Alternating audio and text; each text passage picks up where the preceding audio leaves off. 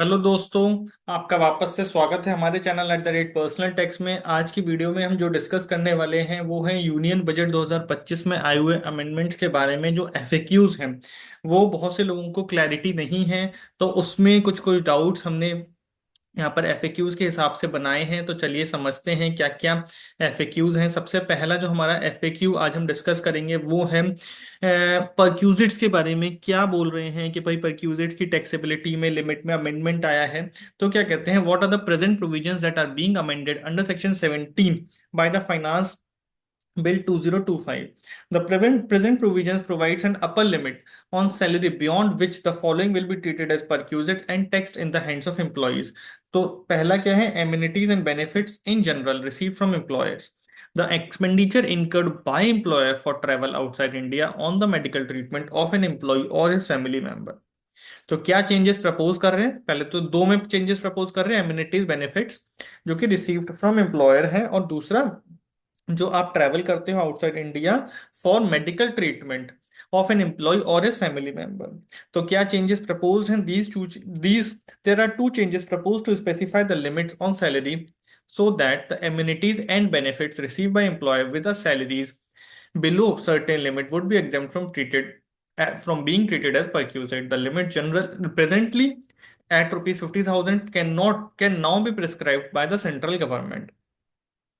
दूसरा क्या कहते हैं, the expenditure incurred by the employer for travel outside India on the medical treatment of an employee with a salary below a certain limit or his family member would not be treated as persecuted. Such limit presently at 2 lakh per annum can now be prescribed by the central government. तो क्या limit बनाई है? 50,000 रुपए पहले में amenities और benefits में, और दूसरा ट्रैवलिंग के लिए 2 लाख रुपए।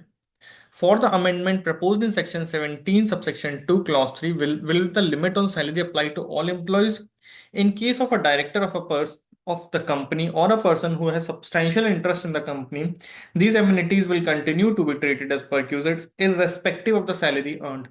तो डायरेक्टर है या फिर बेनिफिशियल होल्डर, यानी कि सब्सटैंशियल इंटरेस्ट रखता है कंपनी में, सब्सटैंशियल इंटरेस्ट जनरली 20% पर आता है, तो उसके लिए वो परक्यूजिट रहेंगे, चाहे कितनी भी वो सैलरी अर्न कर रहा हो। ऊपर जो लिमिट्स हैं उसके लिए नहीं होंगे। Therefore limit on salary specified shall only be applicable for an employee who is not a director nor a person who has a substantial interest in the employer company.